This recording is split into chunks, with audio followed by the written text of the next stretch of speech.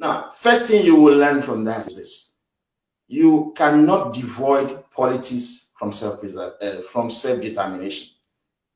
I saw a headline from Ganiyu Adamu.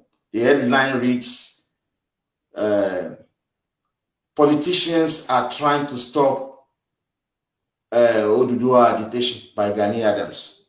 He's an illiterate, by the way, because it is actually the politicians that will give you Oduduwa Republic. It is not ordinary folks on the street that will get you Oduduwa Republic. You actually need the politicians to get you Oduduwa Republic. That is how it is done. You cannot do this devoid of politics. So that is one thing you benefited from seeing Tinubu. And I said before that meeting that whatever he says will be binding on the Yoruba nation, because they had the central government of the Yoruba land. Their party won the majority. So they will decide the fate of the Yoruba nation between now and 2023. They have that 4 years mandate.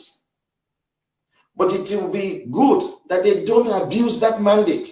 It is the Yoruba electorate who voted our party into power. And if we continue to undermine these people, they might vote against our party in future. So while we are not perturbed about the statement made by Tinubu and the Yoruba APC on Sunday that they support the ban on open grazing, it is the stand of their party. They are against it. They said they support restructuring and the creation of state police. It is their decision.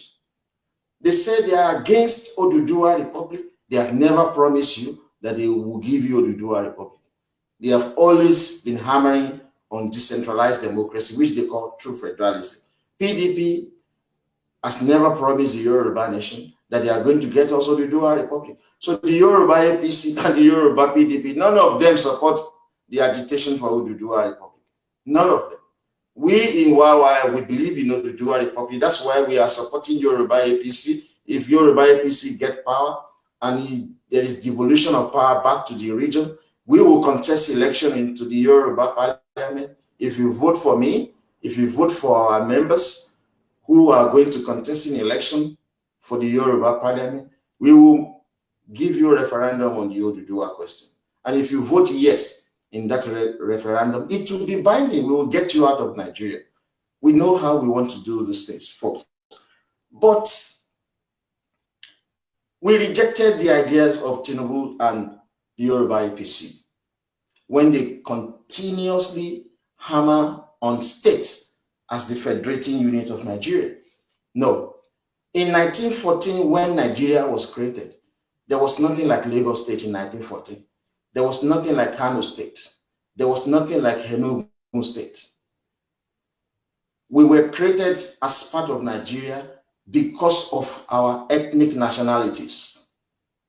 Even the Constitution of 1922, the Constitution of 1946, the Constitution of 1951, and the Constitution of 1954, enacted into law by the English colonial Turks, recognize the ethnic groups. Nobody has ever recognized states as federating unit. The Constitution of 1960, which the Yoruba, Igbo, and Hausa Fulani participated and jointly produced, that constitution did not recognize state as federating unit.